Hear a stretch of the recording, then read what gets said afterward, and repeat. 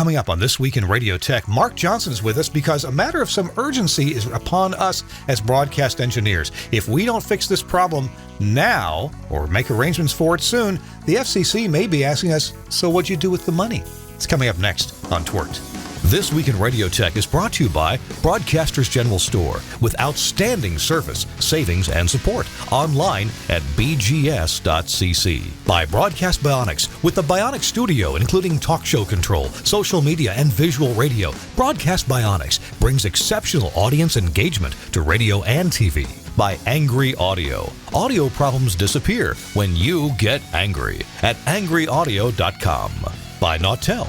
Online at nautel.com/webinars. And by Max Connect Wireless, prioritized high-speed internet service designed for transmitter sites and remote broadcasts. Hey, welcome into This Week in Radio Tech, the show where we're talking about everything from the microphone to that light bulb at the top of the tower, and we're going to talk about something that's probably out in your yard, out in the backyard and the side yard, maybe even in front of the radio station.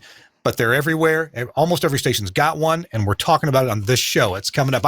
I'm Kirk Harnack, host of the show, This Week in Radio Tech, coming to you from our Nashville studio, the Telos Alliance studio in Nashville, Tennessee, where it's a dreary day, not raining, but just dreary, a little bit chilly, and I'm so glad to be inside and with some good friends. So let's swing on over to the New York City area where Chris Tobin is standing by. Chris, welcome in.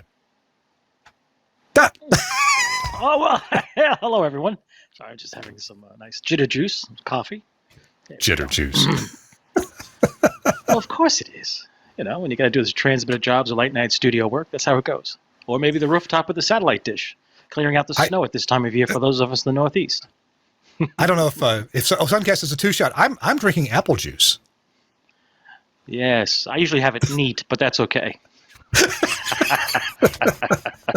So we got jitter juice, apple juice. I wonder what our guest is drinking today, if anything. Our guest is Mark Johnson. He's been here before. And Mark has some urgent news for us we're going to get right to. Mark, welcome into the show. Good to see you. Hey, Kirk, Chris, just the clear stuff. Yeah. That's Tito's. Yeah, that's good. That's where I hide my Tito's as well. Guys, oh my gosh, you're gonna get me in so much trouble. A man can't even drink apple juice during the show. Good gosh. Hey, so Mark, we're going to get to your message here in just a couple minutes. But Mark, give us the elevator, the tease. Talk about what you're talking about. Opt in, opt out. There's money involved and some urgency. What's this all about? There is definitely some urgency. We've been talking all year and really going back 2 years about the coming 5G encroachment into C-band. The FCC is giving up a portion of that bandwidth that you've used to receive your live programming for 35 years, and now it's going to them. So we have to protect your live programming, and we're going to talk about what you need to do to make sure that your programming is reliable and inexpensive. I'm going to have to ask you later on about the technology involved in squeezing what we did do in this much space down to this much space, and if that is actually problematic or if our technology today can really handle it just fine. But we'll get to that question in a few minutes. This Week in Radio Tech is, we're going to have this announcement about Nautel in a second, but I want to give a shout out to Ray Top and Radio Guide. Radio Guide and TWiRT have a little bit of an agreement, a cross-promotional agreement. I'm here to tell you that Radio Guide just keeps stepping up its game with terrific authors and great articles. I just read this article last night, A New Way to Run Coax Underground, using this technology that you see by the side of the road when they're pushing pipes and burrowing pipes underground and under driveways, under roads with fiber optic cables in them usually. But here's an AM station that used that same equipment and technology to run some new cabling to one of the towers. So in fact, it was for a new STL and for an FM translator antenna. So that's pretty cool. You'll find a lot of cool articles in Radio Guide. And this is such a nice thing that happened today. I read this last night, but I didn't get quite past the middle of Radio Guide. And look at this. In the Shop Talk area, Shop Talk column, Steve Tuzanu puts in a nice blurb about this show about This Week in Radio Tech. Thank you, Steve. That's so kind of you to do that. And Steve, I've wanted to have you on the show for a long time. I know you got involved in a station move and a personal move. So when you get all settled and get everything solved at your stations or in the thick of it, we'd love to have you on the show. All right. Hey, I want to tell you, Nautel, they keep continuing this Transmission Talk Tuesday. It's a fun time to get together because if you want to, you get to be part of the discussion. It's a round table. It's not a webinar. It's a round table discussion. So you'll hear your friends and your colleagues participating along with it, and you're welcome to raise your hand and say, hey, Jeff Welton, I got a story to tell about that. Coming up next week on Tuesday, it's going to be Fixing HD. Fixing HD. Now, why would we even need to say Fixing HD? Well, there are a lot of online forum threads about why HD radio isn't working, and almost all of them are either less than a stellar implementation or perhaps an early adopter situation where the station is unable to upgrade to the current state of the art due to limitations of the older hardware. Well, this session will expand on a paper that Jeff wrote for NAB a couple of years back and talk about the primary challenges seen by an HD implementation and the best ways to resolve those challenges, or why they're no longer challenges if you have the current implementation. Now, here's the guess. Ed Bucant is going to be on there, quite an expert at HD radio, and our friend Tom Ray is going to be on there as well. And Tom has been fixing a lot of these HD implementations around the Northeast, especially in New York State.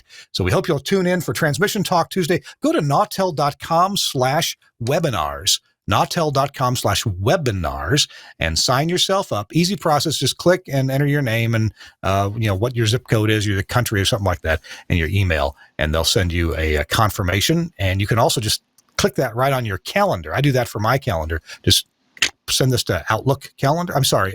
You can do it to Outlook or Google Calendar, and it'll remind you. So great series. Thank you, Nautel, for doing this terrific series. Chris, do you have any broken HDs in the New York City area, or are they all perfect? Well, perfect. Well, they're all operating. They're all on the air. I'm able to decode the signals, HD 1, 2, 3, and some of them there was a 4. But I read that article. I've talked to people over the years, and my personal experience with HD, I've turned the carrier off a couple of times because of problems we had at our transmitter site. We had a reduced heat load and didn't receive one phone call. I know that's not the most scientific approach, but however, if we miss music and other song titles, I do get phone calls, lots of them. So yeah, the problem is I can't find a portable, HD radio. And as far as the cars, when I've rented vehicles, that deployment's been kind of strange too. I've had some that work great, others that seem to be a little troublesome in how they design, what they put in the car. Nothing I can control. So I suspect that what they're doing, what was that, Minnesota? No, that was Wisconsin Public Radio. They probably found out the same thing, and it is costly to maintain. There's a lot. Total cost of ownership is much higher than you would expect. Okay, well, good to know. Well, if you have problems with your HD, tune into nautel.com/webinars and attend the Fixing HD webinar. Maybe there's some things you can do that are easy. I've seen really dumb things done where they're just permanently out of sync with each other, and it's very frustrating to listen back and forth. And then other problems with metadata, for example, easy metadata stuff, and that's messed up. So check it out next Tuesday. Go ahead and register right now, and you can register for the other upcoming webinars too. Okay, let's get to our guest. Mark Johnson is here. Mark, you have this company that you started called Linkup Communications. First of all, why don't you tell me a little bit what Linkup is all about? Why do I need Linkup to help me with my satellite dish? Well, Linkup Communications is a fully encompassing satellite content delivery experts. So we build uplinks, we build downlinks, we provide space segment to broadcasters, Way FM, EMF, Moody Radio, Los Angeles Angels. So we build a lot of systems all over the country, C and KU. And then we also, provide support to, iHeart, Beasley, Cumulus, folks who need Westwood, folks who need dishes installed. They need them to operate perfectly, and they want them installed at a high are operated and repaired on a high level. So all of our guys are global VSAT certified, and most of our guys have 10 to 20 years experience as broadcast technicians as well as satellite technicians. So we're a soup to nuts group. We'll do the small job or the big job. I didn't realize that you were soup to nuts, Mhm. stem to stern, bumper to bumper.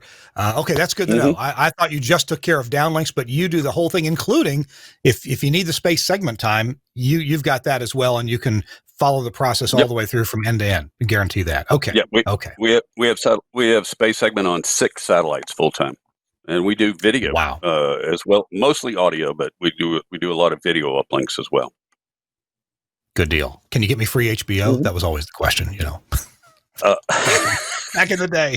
Can I get free Back in the day. HBO? Captain. Yeah, Captain Midnight. So we're going to get into what this problem is that people need to worry about. But tell me, for people who may have been out of the loop or just heard a little bit about that 5G was going to take over some of the C-band. Oh my gosh, what does that mean for us? Kind of give me a little summation of the story here. Why are the cell carriers getting spectrum that I thought was just perfectly licensed to Intelsat and SES? How is the FCC taking, it's almost like telling an FM station, yeah, you guys are at 98.1. You know what? You can operate at 98.1 and above, but we're going to take your channel at 98.1 and below because you don't maybe need that anymore. Well, how did this come about and why was this taken away? Well, and even on a larger scale, imagine how much it would cost you to change frequencies on your transmitter, and and everything that's associated with it, and make those changes, right, and retune the antennas, and do all of that. Well, now imagine that your site's 22,600 miles away, Right? and right, and you're basically ultimately the FCC is taking away 60% of the C-band inventory that these people invested billions putting up in space for us as broadcasters, as well as the cable head ends. And they've been doing it since 1980. I actually put my first dish in 1983 as part of the CBS and Mutual and ABC going from landline to satellite. But about 5 or 6 years ago, the House and Senate and the administrations told the FCC that we want to be foremost in 5G. We want to beat China to 5G. We want to beat Europe to 5G. We want to be 5G first. You can have your different opinions about whether that's important or not, but that's the mandate that was given to the FCC. And so beginning about 2017, SES and Intelsat tried to work through the process with them. In fact, for a while, becoming the C-band alliance and putting forth technical proposals as to how we could more quickly get to giving some space to the mobile carriers, to Verizon, AT&T, Sprint, in the top 46 markets. And they came up with this idea of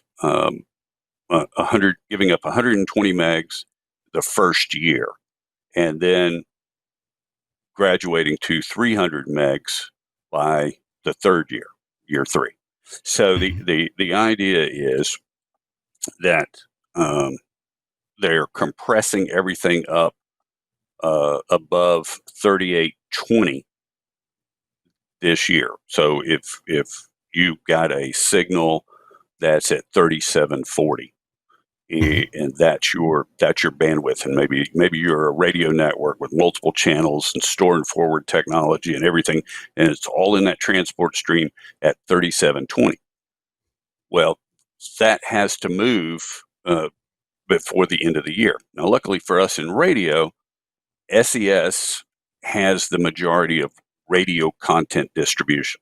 So whether it's Westwood, Premier, IMG, Skyview, um, any of those groups, and iHeart's state networks, they're all have been moved up above the 4,000 meg line, which is where ultimately they have to be. So at this point, SES can and plans to begin moving radio folks onto filters as soon as possible, so that they can go ahead and have radio complete across the country. And SES also has SES2 at 87 degrees, which is the major satellite content distribution for Christian broadcasters. So SES 11, 105, where the commercial folks are, Galaxy 16 at 99 degrees, where public radio is, and SES2. So each of these companies are, in the process of getting folks moved. SES has actually made the moves on both the Christian radio and on the commercial radio, moved them up to higher transponders. So now a commercial station or a Christian station would be, free to go ahead and put a filter in and block out any potential 5G coming. So the FCC took this plan that Intelsat and SES came up with and they spent millions of dollars developing this filter. And this filter is 5 or 6 generations beyond what we think of in like a WiMAX filter or something. It's sharper. It instead of dropping something 30 dB, it's dropping 70 dB over 20 megs. And it's an incredibly tight filter, and I've actually seen it in live demonstrations at Intelsat's facility in Ellenwood, Georgia, and it's absolutely amazing. But the FCC if I can interrupt just a second, I do want to talk about that filter, but the reason the filter is made, and you correct me if my understanding is wrong. Radio, first of all, the satellite, the LNB that goes on your dish, the low noise block amplifier and block down converter that puts out about 70 megs, no, it's not 70 anymore. It's about 1100. L-band. Anyway, L-band. So that's what goes on your satellite dish, and you got a nice piece of RG6 or whatever that comes into the building, goes into your satellite receiver. All that was designed for the existing C band, starting about 4.7 gigahertz and going on up above 4 gigahertz. So it's designed to cover that. So the receiver was designed for that. The LNB was designed for that.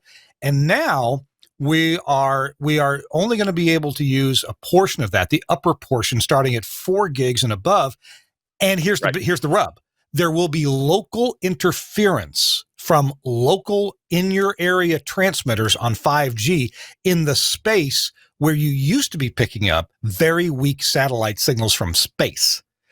And you're going to have go ahead. For 4 decades, we've developed a system. That LNB that you talked about, that 3.7 meter dish, we've developed a system which is reaching out to grab a very faint signal from 22,000 miles away. And now suddenly something that is 70 dB above the noise floor is going to be 2,000 feet away from that dish. Yeah. And that being a 5G spot that is using that frequency. We've got to break for a second, but I want to ask you one question that I haven't figured out yet.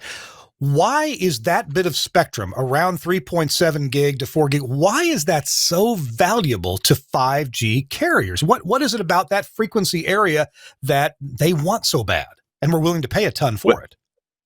Well, it's not only that. There's about 5 or 6 different bands. I mean, they're scarfing stuff up all the way up to 32 gig, I think. I mean, they're like all over the place. But their reason for wanting this is because the same reason that we use it for C-band. In that system that we've designed, it's 99.99% reliable to receive that little signal from 22,000 miles away, regardless of what the weather looks like. Well, they want that same resistance to weather. Now, the thing I haven't figured out is, it doesn't go through walls. So even if 1,000 feet away. It doesn't pass through walls, but it is resistant to weather conditions.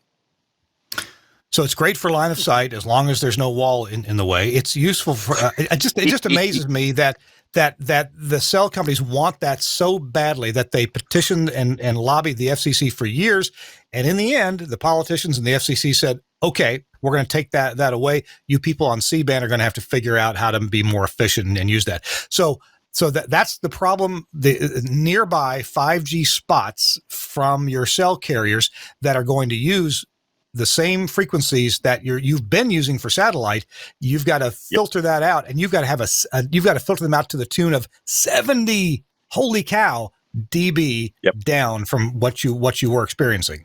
So you can use the same receiver and the same LNB as you were before. Okay. We're gonna follow up on that. You've got a little slideshow that'll help us understand that even more. So hang on for that. This week in Radio Tech, Mark Johnson is our guest. Chris Tobin is along too, and I'm eager to hear about this. Hey, my stations are out in a rural area. Am I actually affected by this? Mark says yes, you will be. And I want to understand why. Plus, we'll just look at more of the mechanics and electronics about all this coming up. This Week in Radio Tech is brought to you in part by Broadcasters General Store and our friends at Innovonics. We'll be right back. You hang on. The Aaron 655 is the latest addition to the Innovonics family of rebroadcast receivers, designed specifically for FM broadcast translators, also referred to as relay transmitters. The Aaron 655 is unique as an uncompromising DSP-based HD radio and FM receiver combined with a powerful 3-band audio processor and dynamic RDS encoder. IP connectivity adds streaming capabilities, and a web browser interface gives you total remote control of the unit from any PC or mobile device. The Aaron 655 gives you maximum flexibility for program sources. Select program audio from analog FM, digital channels HD1 through 8, streaming sources, and analog or AES digital line inputs, all with assignable failover audio backup. The internal RDS encoder allows you to customize your RDS messaging. You can use incoming off-air RDS data, convert HD radio pad data to RDS, convert streamed metadata to RDS, or receive IP telnet data. Comprehensive audio processing includes gated and windowed AGC, a unique syllabic leveler, 3 bands of compression, and both wideband and independent HF limiting. Easy setup is achieved by using 10 factory presets and 10 customizable presets. The processor also supports day parting, allowing automatic preset changes to follow different programming formats throughout your broadcast day. The front panel has an OLED display and jog wheel with intuitive menus for easy setup, advanced control, and editing for all operating parameters. The Aaron 655 dynamic web interface gives you total remote control of the unit from any PC or mobile device. A comprehensive set of menus includes a quick overview of now playing info, input-output control, processor options, RDS encoder, alarms and notifications, SNMP settings, and much more. You can also listen to the live audio broadcast streamed through the web interface. Check out Innovonics at Broadcasters General Store or check out their website. You can try many of the Innovonics products online too. BGS.cc is the website to go to check out Innovonics and also to get the phone number, 352-622-7700. Give BGS a call. They're so friendly, so nice. Many of their people are just absolutely good looking. They're a pleasure to deal with at Broadcasters General Store. Tell them I sent you, would you? All right. We're talking with Chris Tobin and Mark Johnson. Mark is president of Linkup Communications. We have heard a bit on and off for the past 3 years about this land grab. The FCC gave away, said, okay, you know what? You were transmitting on this much spectrum for C-band satellite. Yeah, we're taking half of that away. And now you'll have less than that. Mark, before we get into we've got important dollar things to talk about, dollar decisions, money decisions that people have made. We'll talk about that in a second. Being on the Society of Broadcast Engineers, the SBE board, we were privy to a proposal that the FCC should instead give away a bit of that spectrum, harmonizing with Europe. with the the European Union. And apparently that wasn't done. It was a different part of that spectrum and a larger part of that spectrum that the FCC took away from C-band, right? Right.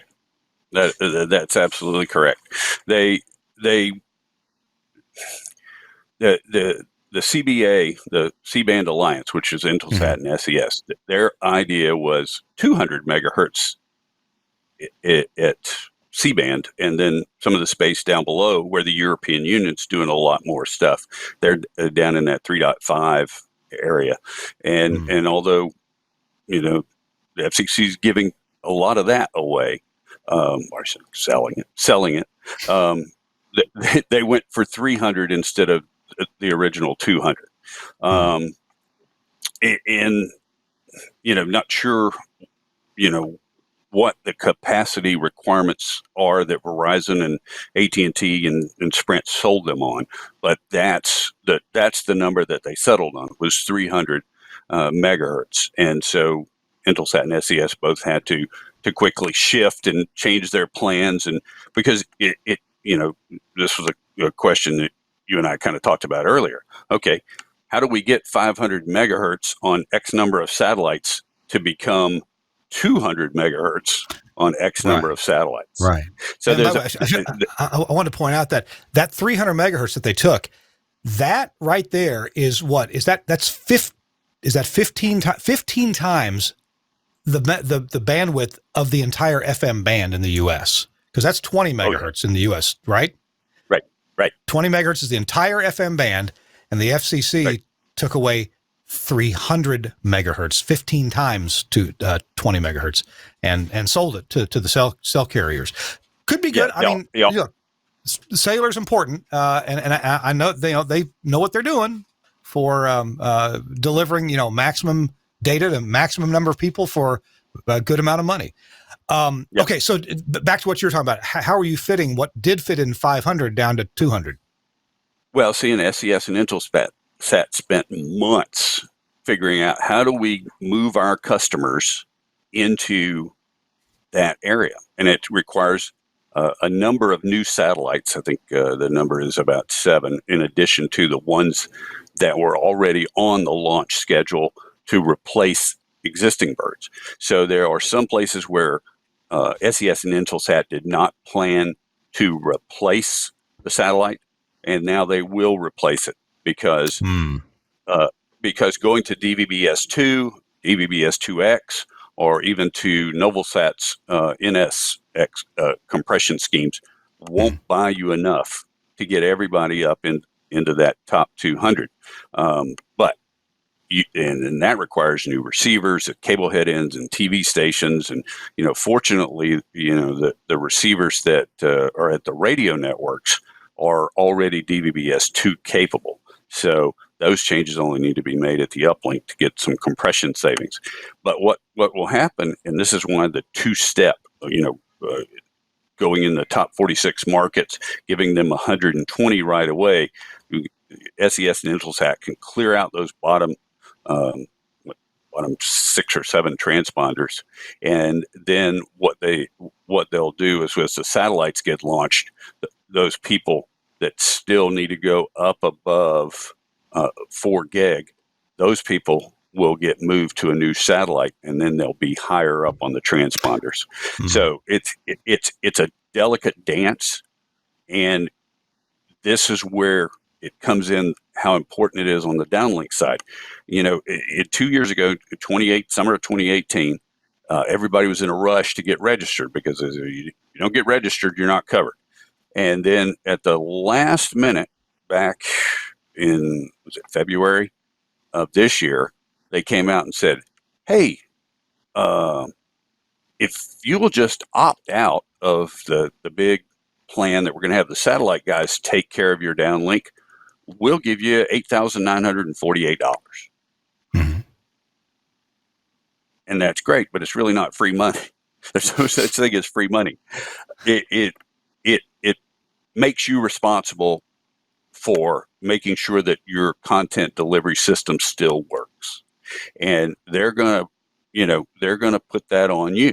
So in the situation where SES or Intelsat is taking care of about half the folks, because I think there were about 18,000 registrations, somewhere in that neighborhood, and a little over 8,000 took the opt-out, so that means there's about 8,000 left in. So SES and Intelsat still have to manage those, and then they have to do that according to the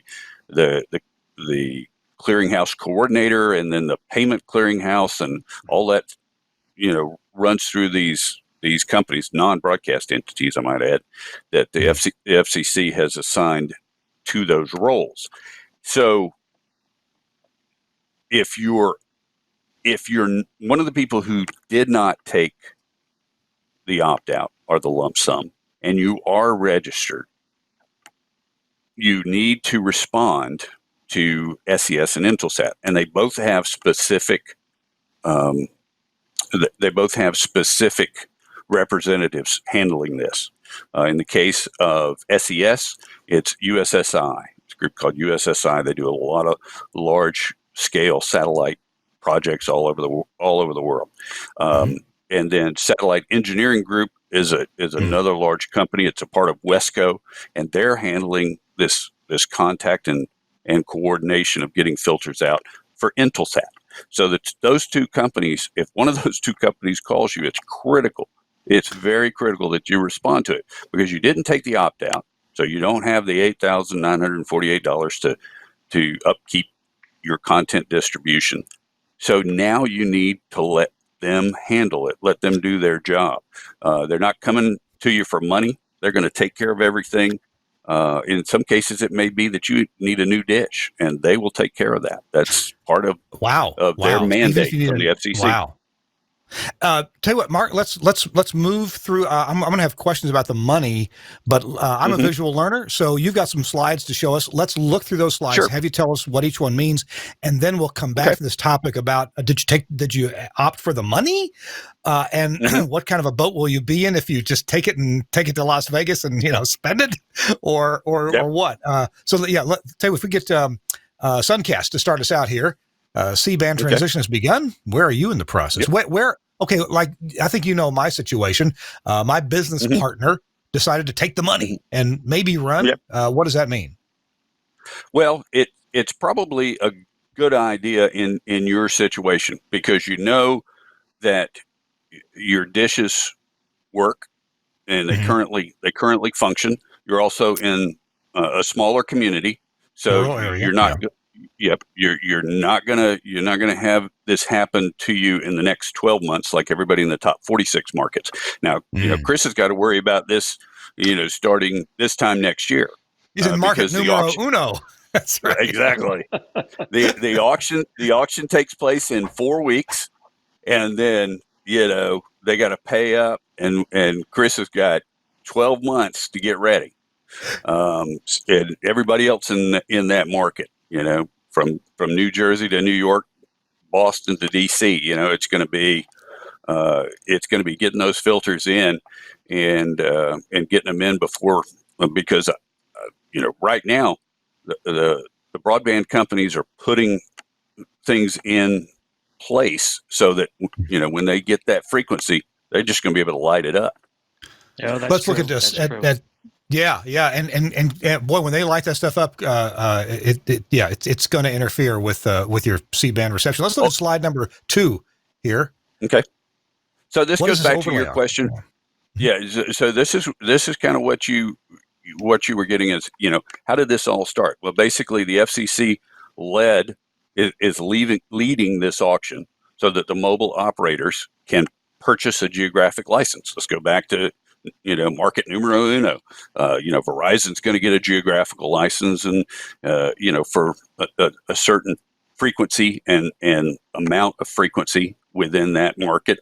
Same's going to be for Sprint, AT&T. They're all going to be in there, and that will help in all of the top 46 markets. Actually, plus Panama City, Florida, where I live, and that's all due to Hurricane Michael and the disaster that the wireless companies had here, and basically letting everyone down in this market. We were without phones and data for 5-6 weeks after the hurricane.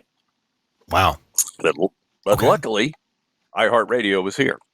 And, that was everybody's source of communications, whether it was the government or individuals. And iHeart did an amazing job. Well, that was our friend Charlie Wooten who took care of a whole lot of that, getting stations back on the air. All right, let's look absolutely. at our next slide. Mm-hmm. Okay, Capacity so auction. this is the capacity auction. So, basically selling off the transponder capacity, and, bidders could include satellite operators. They could try to hold bandwidth in a particular market, but it's all going to go to mobiles. It's going to wind up going to the U.S. Treasury, and the cost of relocation is going to come out of those funds. So we'll actually know sometime next month what the first stage of revenue is, because out of that revenue, all this revenue that we're talking here, is going to come the satellite launches. It is making the new birds, launching the new birds, and operating them and transitioning people to them. So those are all things that are going to come out of that auction pile of money. So not only broadcasters and their receivers are getting reimbursed through that auction money, but also the satellite operators and the new birds they got to fly are coming out of that money. Wow. That's right. Hey, give me a quick view here of the frequencies we're talking about.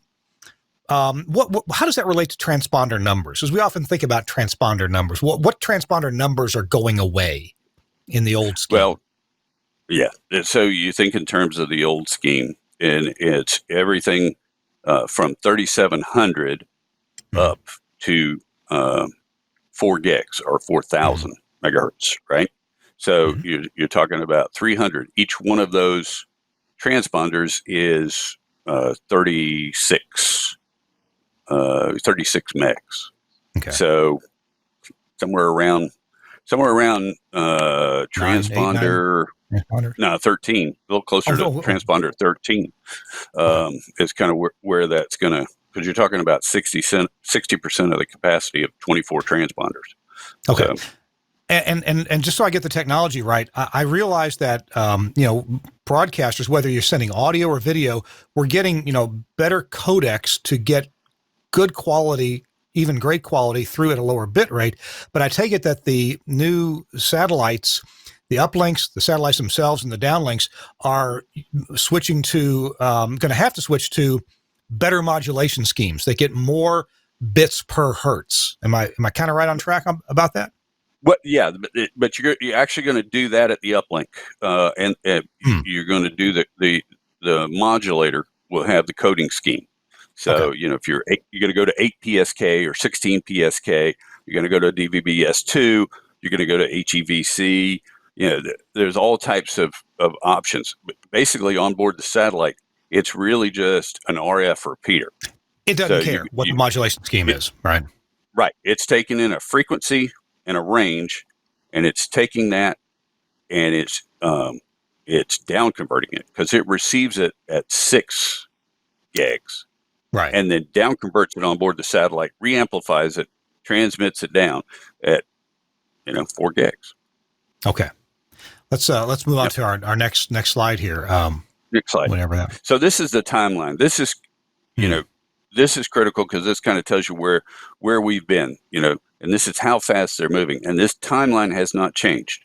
This timeline is not going to change. I was on a call with Intelsat the other day. They said, we even talked about, possible issues with getting the satellites built. Everybody's got COVID issues, and assembly lines and things like that have issues. Nope. FCC says the timeline's the timeline. Well, here's the first part of the timeline. This is what we've seen already. Clearinghouse coordinators have been picked. The window for comments have closed. Satellite operators filed their transition plans. Those transition plans, which went in back in June 12th, those were the ones that involved those folks who did not take the lump sum. So if your station did not take the lump sum but is registered, you're included in that transition plan. And that's why SES and Intelsat are trying desperately to reach you. So if you have a message on your phone from SEG or USSI, they're calling on behalf of that timeline. Let's go to the next half of the timeline. Okay. Yeah. Okay. We'll see that. Oh, good. Okay. All right. So satellite operators transition plans were finalized in August. And now you see December 8th, 3-4 weeks away, the auction begins. Okay.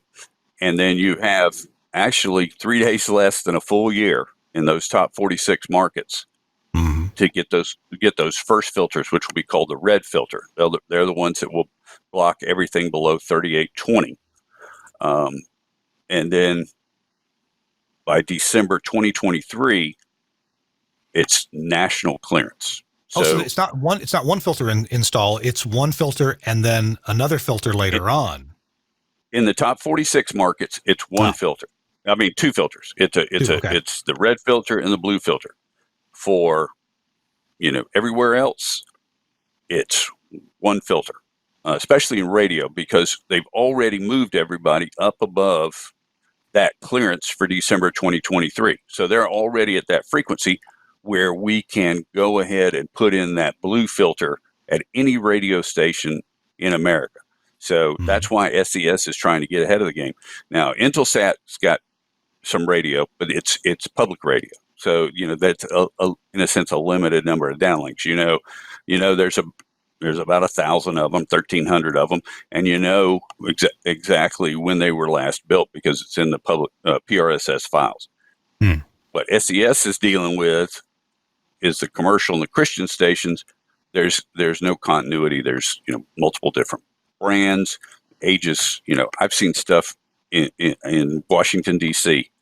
I promise not to mention the company once or the engineer, but I 2 years ago, 3 years ago, we worked on a dish that was 35 years old in a top 10 market. So there's a lot to deal with there, and wow. They want to get on that because they want to take care of their customers who are Westwood and Premier and Skyview and all of those folks.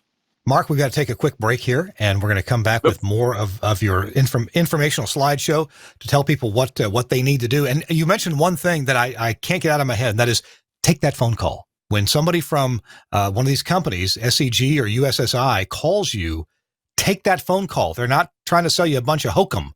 You need to take that phone call. Although there may have been a hokum dealer out there. We'll cover that coming up. So maybe in our tips of the week at the end of the show. This Week in Radio Tech, episode 518. I'm Kirk Harnack. Chris Tobin is standing by on the sidelines, and Mark Johnson is with us talking to us about this big transition where we're losing 60% of the C-band frequencies. And so TV and radio broadcasters are all being affected by this, and what you need to do to be prepared for this. And the good news is it's not costing you anything, but you do have to do a little bit of work. Our show is brought to you in part by our friends at Broadcast Bionics and the fabulous X-Screen call screening software. We'll be right back. X-Screen 2, the simply amazing new way to control, screen and log calls using your Telos HX6, IQ6 or VX TalkShow systems, helping you to get the best calls to air quickly and easily. X-Screen 2 is a powerful touchscreen interface that connects alongside your VSET 6 or VSET 12 handsets and even enables you to screen directly on your PC using a USB headset or sound card. X-Screen 2 clearly displays the status of lines and hybrids, quickly captures caller details for screening and automatically stores a log of calls and easily manages station and show directories of important numbers. There's also a scheduling clock and chat window for instant messaging and visual talkback to other X-Screen workstations on the system. As soon as a line rings, the caller's name is displayed, if they've rung before, and we can look up their location. X-Screen also usefully shows how many times they've called before and when they last called.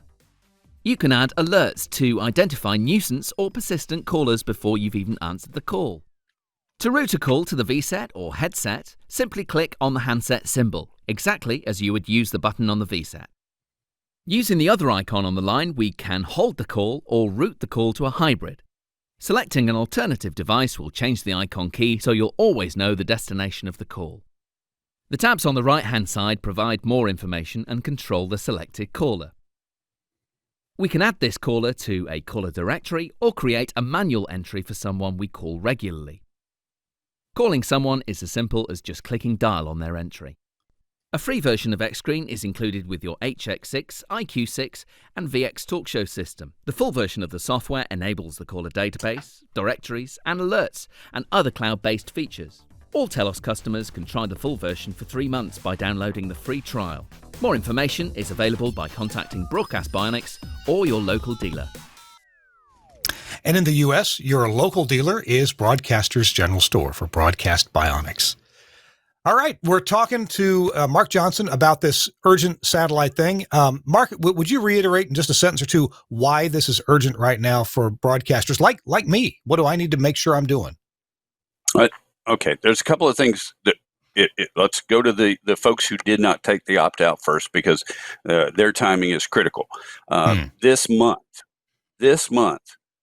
if you have not returned a call of SEG or USSI, it is critical that you do that so that they can put you in the schedule, because in January, groups like ours are going to be given the task of doing a virtual site survey so that they know what you need. And I go back to this thing. If you didn't take the opt-out, you are registered, and they determine that you need a new satellite dish, you're going to get it at no cost to yourself.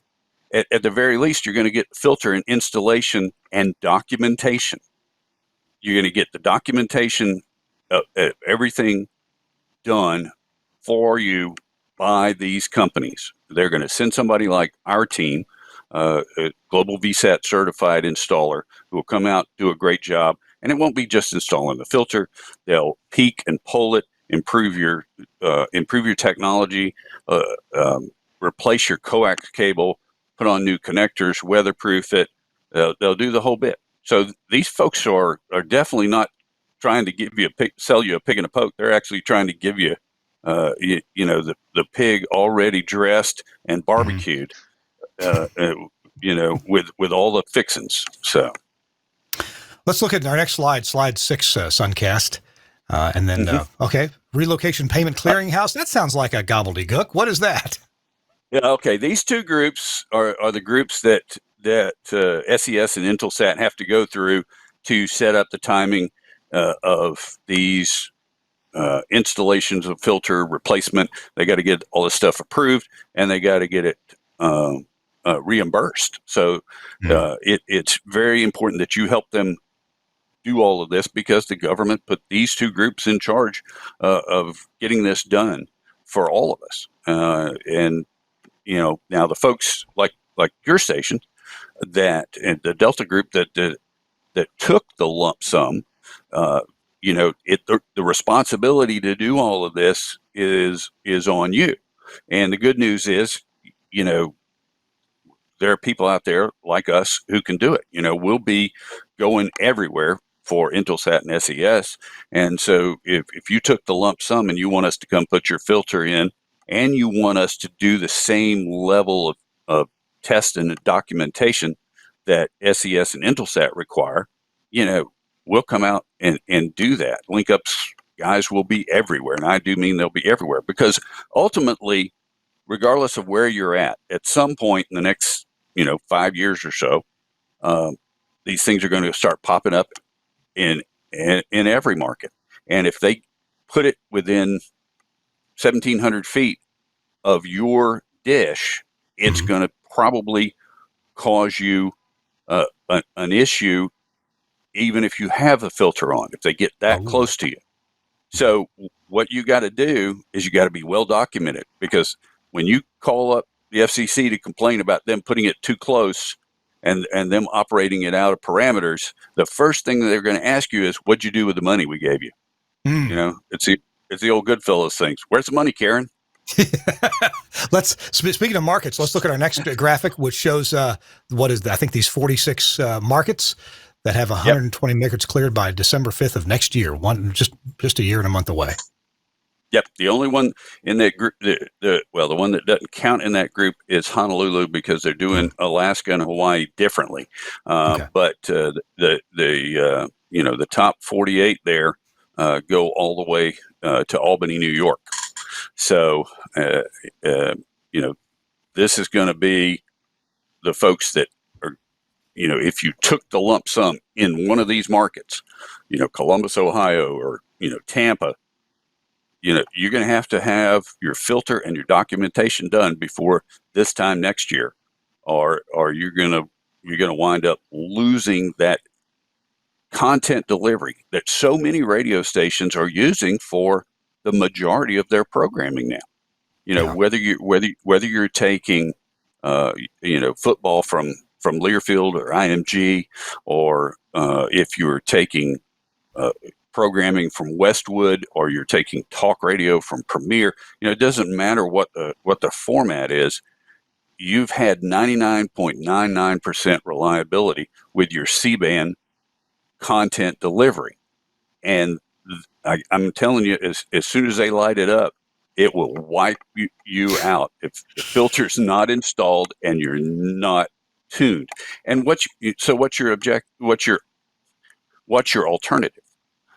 Your alternative satellite is putting in a bunch of, high-speed internet lines, and you're going to need to put in more than one. So now you've gone from a system that costs you nothing on an operating basis, maybe an occasional L&B or something, to something that maybe is going to cost you $300-400 a month to operate, and that's a budget killer for a lot of markets. I think your next slide shows these companies that are handling this. So you be sure you know their names. What we have here. Oh yeah, there we go. That's right. So SES has retained USSI for the coordination of 5G mitigation for all the satellites operating on SES's orbital fleet. Intelsat has Satellite Engineering Group. That's Chris Childs and his team out of Kansas to provide coordination for 5G mitigation. So it's very critical that you respond to these folks if you did not take the lump sum. If you did take the lump sum, here's another tip.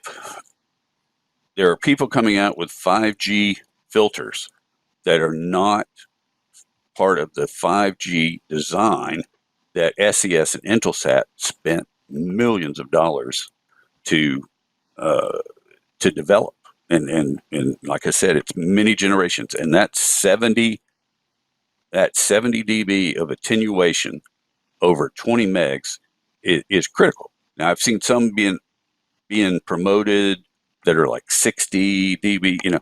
That's not the real deal. And Satellite Engineering Group's got a stack of these.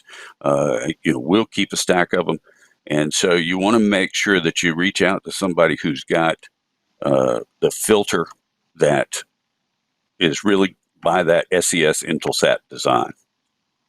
Is there some marking on it that would help assure you're getting the real deal filter?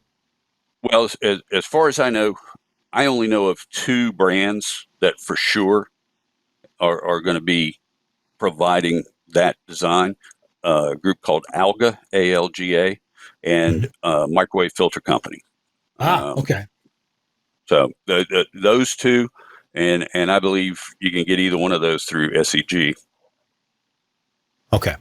Our next graphic here is a nice looking graphic. Tell me what we're looking at here with regard to satellite position and transponders. What's this? Well, this is kind of what what you see when you're looking at a satellite, and specifically that's the satellite SES 11 that Premier and everybody is on. And as you can see, there's a lot of big carriers there, all of the test equipment, the satellite finder, the spectrum analyzer, all of that is really required to document the work.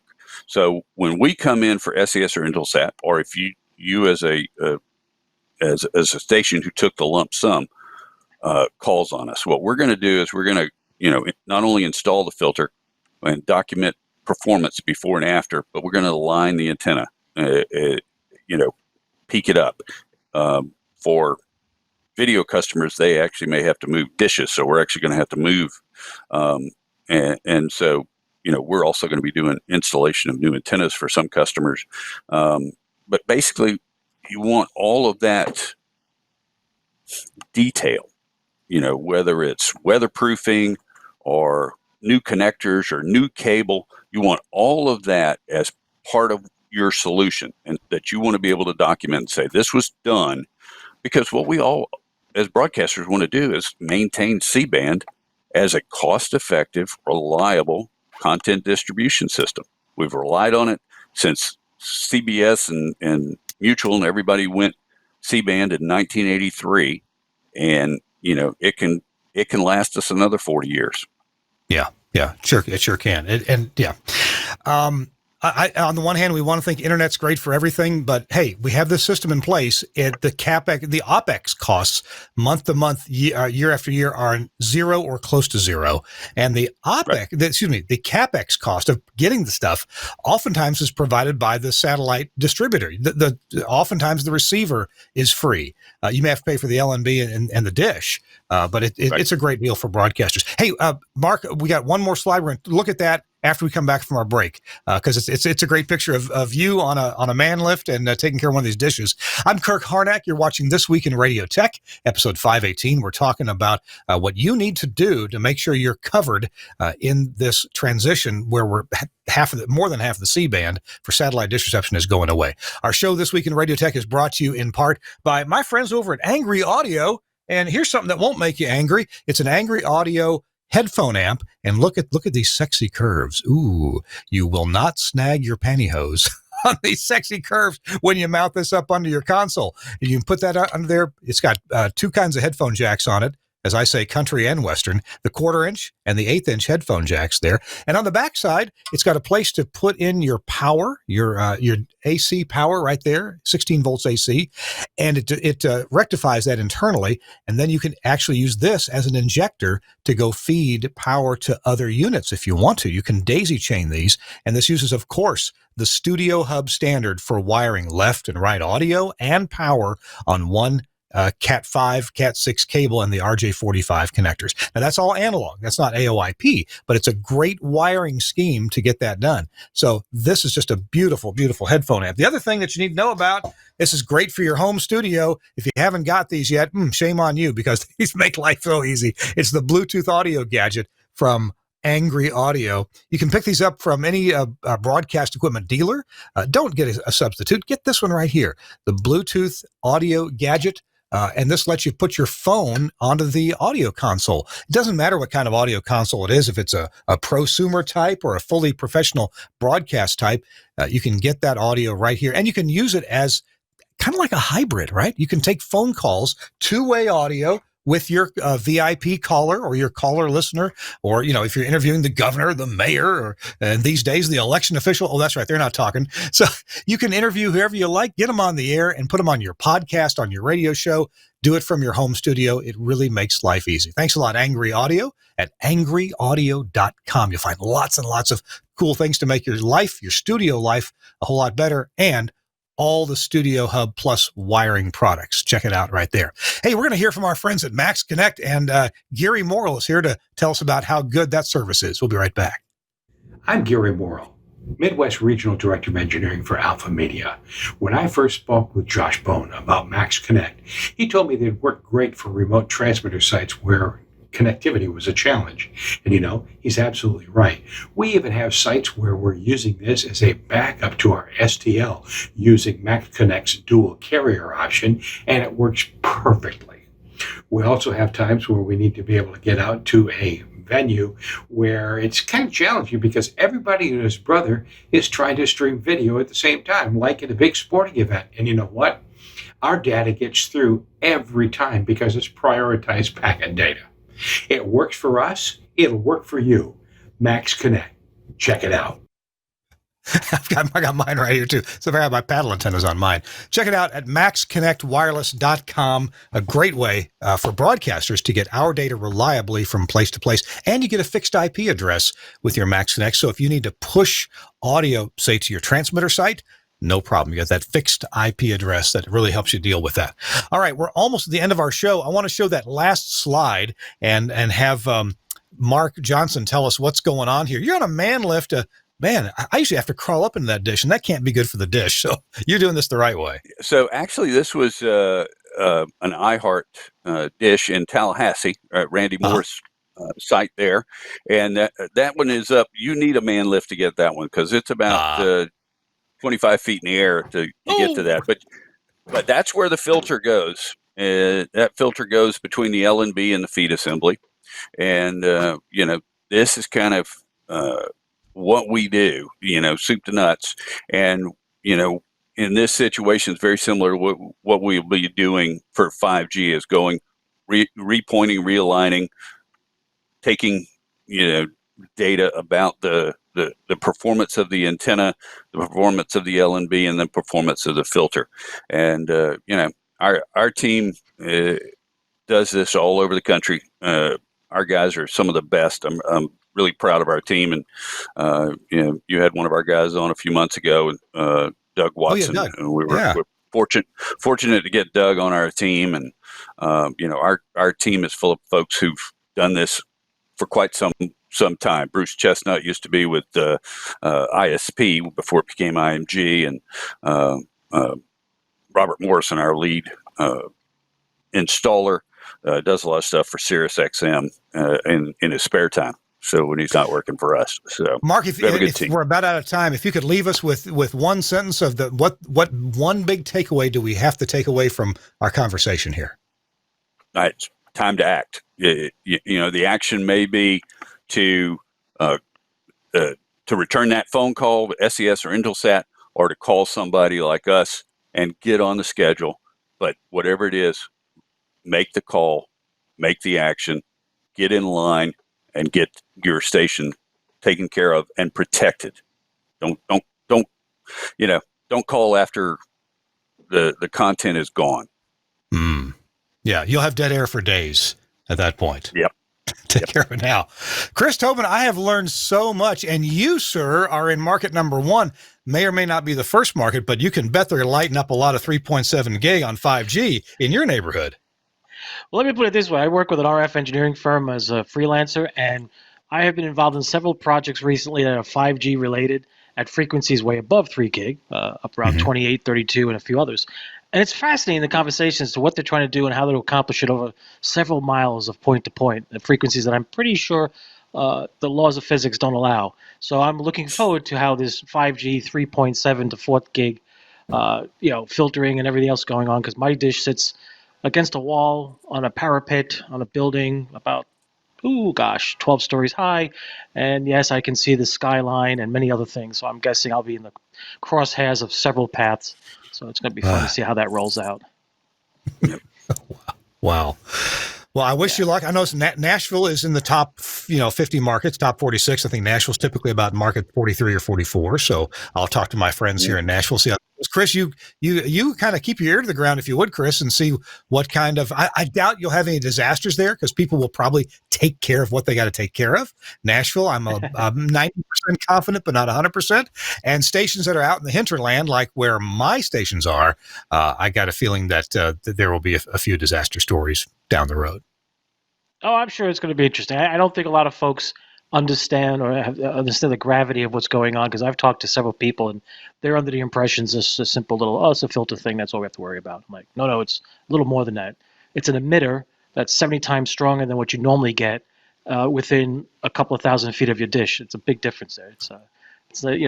You're picking up microwatts of signal at the dish while there's milliwatts coming about 1,700 feet away. That's a big difference for filtering. At 70 dB, 20 megs, that's a hell of a filter. I'd love to see the graph on that one. That's pretty cool.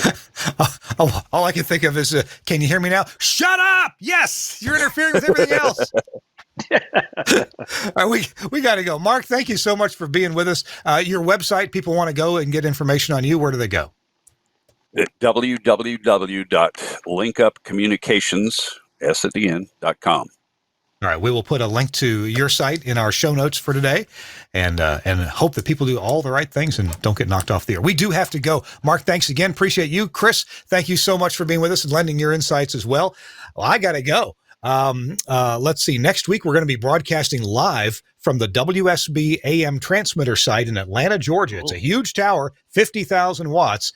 Charles Kinney will be there. Maybe Jim Armstrong will make a surprise appearance. We don't know yet. And a number of other engineers are going to be there as well for a little party. So, Chris, I hope you'll join us. Bring along an adult beverage, and we'll have a good time. And then in 2 weeks, in 2 weeks, it's Thanksgiving. I think we're going to take Thanksgiving off. I don't know. We may get together and eat some turkey. And it'll be officially, though, a holiday. And then after that, Hal Neller is going to be with us talking about hybrid synchronous FMs over an interesting area. It's technology that's right over my head. We're going to check that out. We got to go. Thanks to Suncast for producing today's show. Really appreciate your great effort, Suncast. Also, thanks to Andrew Zarian, the founder of the GFQ Network. Tell your friends, like us on Facebook and the YouTubes, and that helps. And hey, make a comment in the YouTube comments. That always helps the algorithm and makes us do a little bit better. We'll see you next week on This Week in Radio Tech. Bye-bye.